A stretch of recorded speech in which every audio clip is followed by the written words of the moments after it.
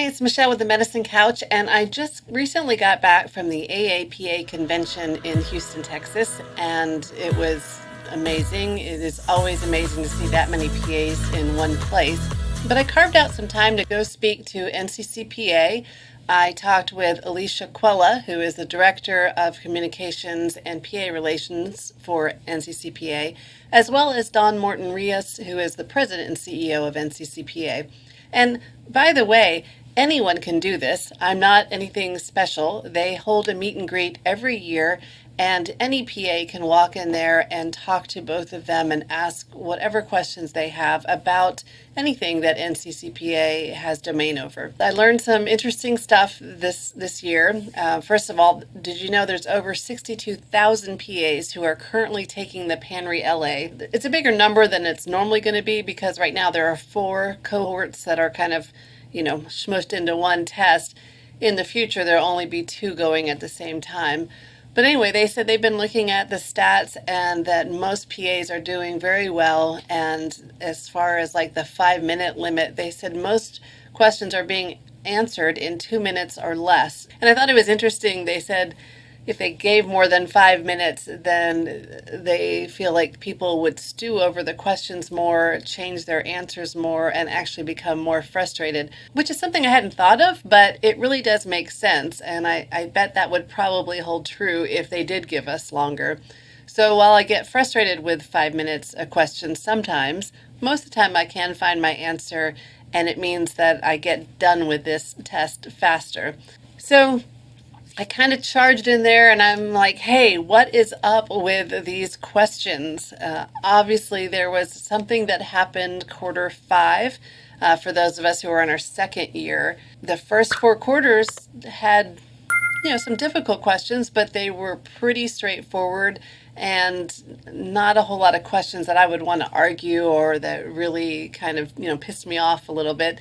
And then quarter 5 hit, and like many of you, I've got these questions that seem like they were more judgment calls or that, how would I know which one is the right answer because I don't work in that specialty or, whatever it be. There just seemed to be a lot of questions like that were beyond the normal questions. So I asked them, I said, hey, what happened? What's going on? And they said that what has happened is that they were holding off on introducing any of the complex intervention questions, and then those actually did start hitting in the 5th quarter. And unfortunately, they got kind of clumped together, so a lot of people all of a sudden got a lot of these questions. They did say that they anticipate them being more spread out in the future as the test goes along. So you may be wondering what these complex intervention questions are. And if you look at the NCCPA blueprint, they'll have all the different topics that the test will cover. And that'll tell you how much you need to know about each topic, whether you just need to know the history and physical exam, or if you also need to know the diagnosis, or if you also need to know the basic intervention, or finally, if you need to know the complex intervention. Thankfully, there's not that many that you actually have to know the complex intervention for. And as you would imagine, specialties like cardiology have the most of them. I think that one has like 8. And if you look here through the blueprint, you can see that ENT, I believe, has 4, and dermatology just has this 1. Of course, there's specific conditions under that one topic, but still, it's just one area you need to go to look for those complex interventions. And so with these complex intervention questions, some of the uproar has also been from specialists, people who work in the particular specialty that they got the answer wrong in. And they're, I've seen the feedback like, well, that's not what we would do. That's not the right answer. You need to do this first because XYZ. And so what NCCPA is saying is try not to think of it.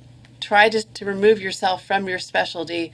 Try to put yourself in the place of like a family practice or a generalist PA. And so when you're looking at it this way, you want to think about kind of like probably like the book answer or what needs to be the next step if it's like life threatening. So I know that's hard and it's kind of vague. Unfortunately, I can't give you examples from the test because I can't talk about the questions. So another thing that may help you here is when you open the question, you get told what blueprint category it's from. So if you know it's from derm, you may go to the derm section of either your searchable blueprint like Smarty Pants or go to the blueprint supplied by PANRE-LA and look and see which topics have those complex interventions. And so like I said with derm, it's going to be this one, and there's a few categories underneath it. So you'd want to make sure you knew the complex interventions for that category. You're not going to know whether that question is going to be a complex intervention, but if you're somebody who likes to be prepared, you could spend a few minutes just looking over those particular topics that have complex interventions so you can be a little bit more prepared. Another strategy may be that you identify those systems that have the most complex questions, like cardiology. So you could save all of the cardiology questions for later and then go on and answer the other questions in between. And then when you have more time, you can sit down, look through all of the complex interventions for cardiology, and then open up those questions and take the test. So that may be something that could help you there. But overall, I just want to try to kind of calm down some of the frustration and the anxiety that is out there, because I think that people are starting to discover that as frustrating as it may be to try to answer these questions and or to miss them, they don't seem to be like bringing people's scores down terribly. And the reason for that is that every question is weighted. If it's a question that you just have to know the history and physical exam for, if you miss that question, that's probably going to hurt your score more than if you miss the complex intervention question. So people have noticed that there may be a quarter, like the fifth quarter, where they missed quite a few, but their score really didn't take much of a dip. And that's likely because of the weighted scores. Now, because these questions are weighted and everyone gets a different mix of questions every quarter, there is no way to say if you miss X number of questions, you will automatically pass or fail that quarter. It does not work that way. And you can't compare your score to other people's. It is a cumulative score, and all you can do is compare against that interim score. As long as you're staying above that, everything is golden. And the higher you can stay above that, the more cushion you will have for if you come up against a bad quarter. We'll talk a little bit more about scoring in a minute, but I want to say a few more things about people's frustrations with these questions popping up and hearing people saying, I wish I didn't take the PANRE-LA, or I wouldn't recommend this to anyone. I do have to say that the PANRE and the PANRE-LA uses the same blueprint, and the PANRE has complex intervention questions you'll have to answer on that. I think that the difference is that when you're taking a long test like that and you're just going from question to question, you don't have time to dwell on something or spend a lot of time fuming about the question. You just do your best to read it and get through it and answer it the best you can and move on. And you have no idea if you got it right or wrong. All you get at the very end is a score, whether you passed or failed the whole test. So I think that some of this anxiety that people are putting on themselves comes from the fact that we can kind of ruminate about the answer and fume that that's not what you would do and all of those things. Try to dial that back a little bit, because it's not going to help you in your further test taking. Look at it, try to understand their reasoning, try to see why they picked a certain answer, and maybe that will help you to kind of do that shifting in your mind of thinking of a generalist and get an idea and start understanding the pattern of what they look for in those questions. Now, having said that, there are, I think, just some bad questions out there. And if you come across one of those questions and you look through the reasoning about why they say their answer is right and you still heartily disagree, or you think the answer is blatantly wrong, then by all means, please email NCCPA at examdevelopment@nccpa.com. I'll put that down below in the description box as well, a link for that. They welcome feedback. They want to know, and they tell me that they are definitely going through the feedback and they are re-examining questions. They said that there are questions that are going to be thrown out and that people should start seeing on their dashboard past questions that may be grayed out and would be marked with something that says like removed. They are listening to feedback. They are working on it. They're trying to make this test as fair as possible. It's not in their best interest to have a lot of PAs fail this test. And then the last point is to remember that your score actually can improve. 5 topics every quarter will be review topics. So they will be pulled from questions across previous quarters, usually from questions that you got wrong. You won't see the same question again. They did admit that that happened for some people. They got the same exact question. That was a glitch, an error in the system that they said they fixed. So unfortunately, you won't have the opportunity to answer the same exact question again. But that topic that the question covers, if you got it wrong before, you're likely to see it again. Now, I didn't know that this feature existed on the NCCPA dashboard. It's probably been there the whole time, but I just found it recently when I was looking through the dashboard. It's called the PANRE-LA History section. You go to this other tab and it shows you each quarter the questions you got wrong as far as category first, and then you can click on each one and see the actual question. But on this one, you've got the bars here. You can search by all quarters or you can search a particular quarter. And then you can filter by content. So you can go to the different categories, the different blueprint categories. And then along the bottom here, you'll see that it tells you what quarter the question was, what part of the blueprint it came from, what the diagnosis the question was dealing with, your confidence level, how relevant it was to your practice, and whether you got it right or wrong. And then the option here to view, this view, is you click on that and you can actually see the question. Of course, I can't open it and show it to you, but that'll take you to the question, what your answer was, and what their reasoning was for the right answer, just like on the other page. So what's helpful for this is like I said, if you were banking all those cardiology questions and then you were getting ready to go back and answer them, and if you wanted to review the questions that you got wrong before, you can filter by cardiology, and then these different columns at the top here are sortable. So you could click on answer. If you click on it once, it's going to give you like all your right answers first and then the wrong answers at the end. You click on it again, it'll sort the opposite way, all your wrong answers first and then the right answers. And then this will help you to quickly review all the ones you've missed in cardiology across the whole test, because the review questions don't come necessarily from the previous quarter. They come from any of the previous quarters. So this is a much quicker way to kind of review those. One thing I want to highlight here is I was curious before, there's this mark for review that you see here in the upper right-hand corner. When you're in the question, you can hit that at any time before you lock in the final answer or after you know what the answer is. You can hit that mark for review, and then you'll be able to see here in the different filters, whether it's in this tab or the other quarter tab, you can see the ones that you have flagged for review. That for review is just for you to go back and look at a question more in depth later, or if you wanted to question NCCPA about it, that's how you would mark it so you remember which question it was.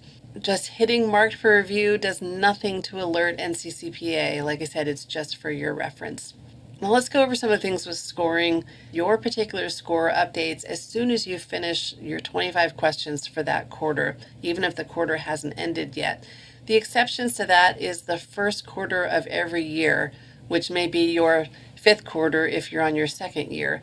But that first quarter every year, they have to do some other stuff, so it takes them a little while to get the scores out. So that is a little bit of a wait, but they will be out before the 2nd quarter begins. As I said, the score is cumulative and the questions are weighted. So there's no set number of answers that you have to get right in order to pass. And that not having a pass-fail at each quarter at first really bugged me. And if you watched some of my earlier videos, I was very vocal about that. I hated it. I really wanted just to be able to check off pass-fail. But now that I'm in my 6th quarter and I have a better understanding of how this test works and why they're doing the things they are doing, I actually do think it's a good thing, which is why they did it this way. Like I said earlier, you could have kind of a bad quarter. You just could have been rushed, or something may have been going on, or whatever, but you just didn't do well that quarter. If it was a strictly pass fail each quarter, you might have failed that quarter, which would have pushed you into a minimum of 9 quarters to take the test. But since it's a cumulative score, you might have been way ahead of the curve, and so that bad quarter didn't drag you down, like I said, below passing or anything. And also, because the scoring is dynamic and you have a chance to increase your score if you do well on those repeat topics and get them right. The previous topic, if you got it wrong, that'll just be thrown out. So your score can actually increase. So it's good that it's cumulative and not pass fail every quarter. So that brings into people wondering, like, what happens at the end of 8 quarters? Well, as soon as you finish your questions for your 8th quarter, as long as your score is above that interim score, then you have passed the test. You will not have to take any more quarters. Your test will close. You will have no more access to it. That means for some people who want to, I don't understand it, but I know some people want to continue taking the test just to see how much they can improve their score, or just to keep refreshing their knowledge, whatever. Those people, you will not be allowed to access the test after it closes for you, after you pass those 8 quarters. It also means, though, that you will not be able to go back and review questions you missed previously in the quarters. Once the test closes, you will only have access to your final score, which will come a couple weeks after the test closes, just like a regular PANRE. You'll get the final notification and your final score. All of your access to questions will be taken away. Now, if your score is not above the interim score at the end of 8 quarters, that means that your test will continue, and you'll keep doing questions each quarter until you end a quarter with your score being above that interim score. And remember, there's 4 extra quarters built in to give you plenty of time to bring that score up and to pass. Now, if you don't pass in the 12 quarters, what happens then? Well, don't panic. There is still another avenue for you. You will have 1 year in which you can take the regular PANRE, and you can take that up to 3 times. So try not to panic. Try to move those anxieties away and just try to relax a little bit and do the best you can in taking this test.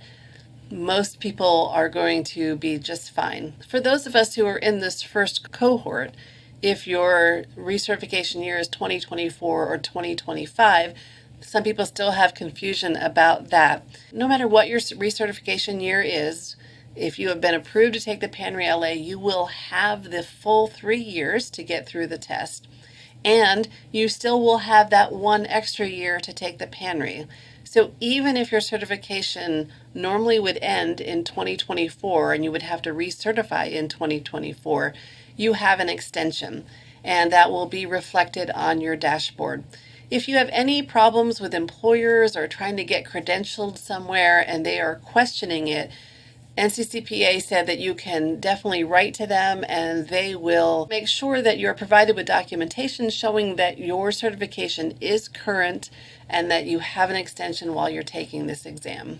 Now, the other thing is, it does not matter what your certification year is. When you finish the 8 quarters and you're done with the test, your certification year does not change. It will stay the same 10-year interval.